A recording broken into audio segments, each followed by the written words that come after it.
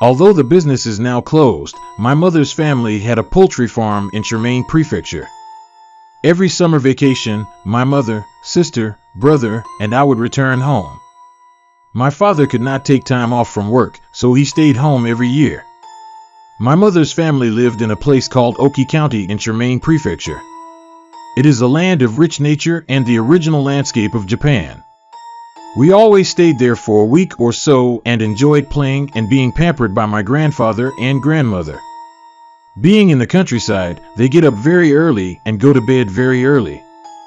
They get up around 4 a.m. and feed the chickens on the poultry farm before the most chickens crow. They continue to take care of the fields while taking droppings, collecting eggs, and watching the incubators. We stop working around 5 o'clock in the evening and have dinner. Then Grandpa starts dozing off with his evening beer around 7 p.m. Naturally, we would get into bed around 8 p.m., but there was no way I could fall asleep that early. I would start thinking about what happened at the river that day, what I was going to do tomorrow, etc., and my eyes would completely go blank. I couldn't sleep. In the middle of the night, I was staring blankly at the dark ceiling beams. I heard the door to the room next to ours, where Grandpa and Grandma slept, open. Someone creaked down the hallway, opened the front door, and left. I was still in a dreamy daze. After a while, the pillar clock rang 12 times, and I thought, oh, it's already 0 time. About 5 minutes later, I heard the front door open, and someone took off his sandals, walked down the hallway again with a shuffling motion, and went back to his room. I wondered if Grandpa or Grandma had gone to check on the chickens. I seemed to have fallen asleep while imagining this and that, and when I came to, it was morning and everyone was eating breakfast. I thought that what happened last night might have been a dream. That night, I couldn't sleep again, but that same night, someone went out in the middle of the night and came back in the same way after a while. The next day, and the next, and the next, it seems that every night that someone goes out at 23:30 and comes back at around 2400 hours 05. I asked my sister and brother and neither of them seemed to notice. I wanted to see who was doing what. On the 5th day, I decided to follow that someone. I tried not to make too much noise during the day to conserve my energy and not to sleep. I had been having trouble sleeping every night so far, but the more I tried not to sleep, the more I wanted to sleep. I almost overslept, but I managed to wake up at the sign of that someone. I waited for someone to go out the front door, then I went to the front door, put on my sandals, and went outside. Grandpa was going into the chicken hatchery. The incubation room is a special building where the eggs laid by the hens are incubated in an incubator and the newborn chicks are raised to a certain level. When I sneaked in there, I found that there was no lighting inside. The only light I could rely on was the red light from the light bulbs leaking from inside the incubators. In the red darkness, Grandpa was looking into the incubator with a very serious face. Then, he took out about 3 of the many eggs. He turned his head away from the eggs and suddenly slammed them into a trash can. I was so surprised that I said out loud, "What are you doing?"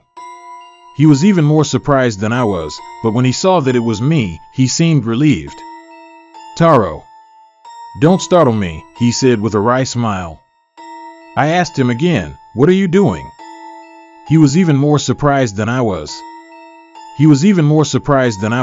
But when he saw that it was me, he seemed relieved.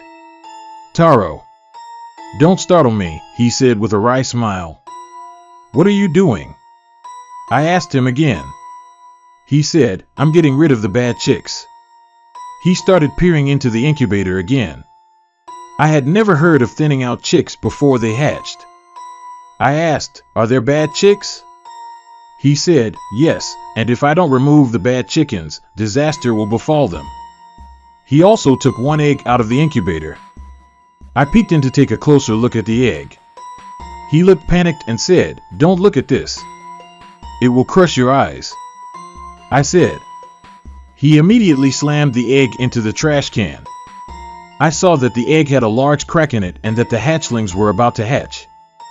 I could easily imagine what it looked like in the trash can, and I didn't want to see it. He quickly put the lid on it so that I would not see it. It was then that I saw what looked like a white piece of paper on the lid of the trash can. He looked at his watch. "It's past midnight. We're done for the day. Taro, let's go home and sleep," and we quickly left the hatchery room. At that time, though, I saw something that looked like a toy next to the door of the incubation room. I was getting a little scared, so I went home with him. That night I asked him to sleep with me in my bed.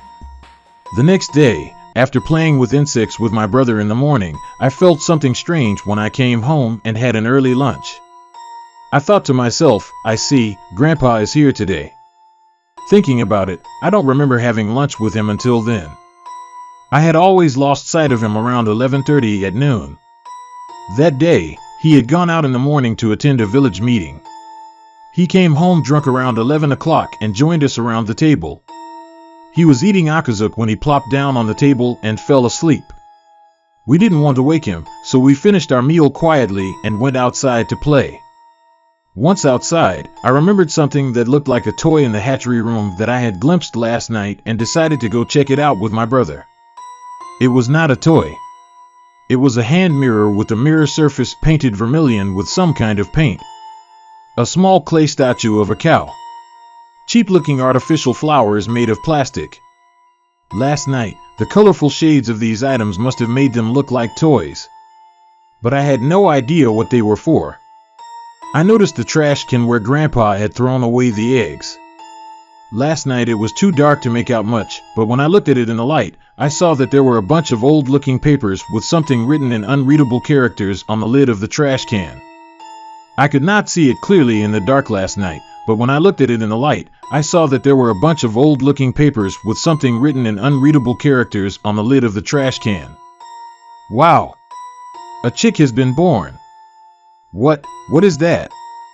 My brother, who was looking into the incubator, seemed to see that the eggs were hatching. I opened the door to the incubator to see the newborn a chick. There they were, newborn chick. But it was different from the other chicks. When I looked closer, I saw that, unlike the other chicks, it was not shaking at all. It wasn't even chirping at all. And the eyes, only the eyes, were human eyes. It fell from the incubator shelf to the ground and strode away without shaking its head. I could not move because of the strangeness of it. It left the hatchery and walked west. When it was out of sight, I was finally able to move. And when I looked at my brother, he was drooling and his eyes were looking nowhere. He was not responding to my calls. As I was calling his name out loud, Grandpa and Grandma came in gasping for breath. Grandpa said, "Hey, you guys saw something." I was horrified by his formality and replied, "No." He looked me in the eye with a frightened look. "You saw them, didn't you? Which way did it go?" "That way," I said, pointing to the west. Then he took the statue of a cow and artificial flowers that had been left behind and ran toward the direction I pointed. Grandma called my brother's name repeatedly, but he only drooled and did not respond. He must have had eyes on Hijio God. She said sadly, "Can't he get better now?" I asked, sensing something was wrong with her. She said, "Hijio God took his soul. We have to take someone else's soul and put it in his body." She picked up a hand mirror. "Don't look, go outside." She led me out of the hatchery room and back to the house. A little later my brother and Grandma came back. I looked at my brother walking in and was relieved. Oh, it was nothing, thank God. I felt something strange. I talked to him, and sure enough, he was my brother. He remembers going to the hatchery with me yesterday and the day before. But something was different. My mother must have felt something about my brother. She asked Grandma, "Mom, I don't think." Grandma only nodded sadly. My mother hugged my brother and sobbed. He looked mystified. My sister looked at my brother with a wan look, but when she saw my mother crying, she started crying with him. After a while, Grandpa came home. He said, "No. I couldn't make it. I didn't make it in time. I don't know who it is, but it will happen in a couple of days.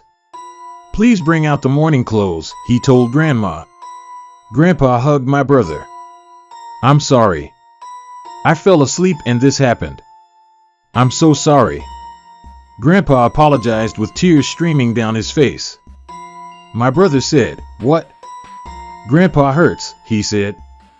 The voice was indeed his brother, but it was not his brother. Grandpa said, "Chicks born at midnight and 12 noon have a role to play.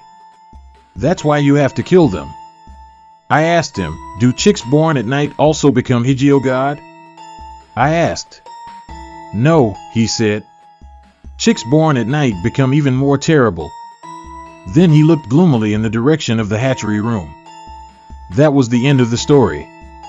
I have returned to Charmaine Prefecture every year since then. My younger brother is now a teacher at an elementary school. I don't remember what kind of person he used to be, so it is no longer necessary. We have lived as a family for 20 years since then, and he is completely my family now.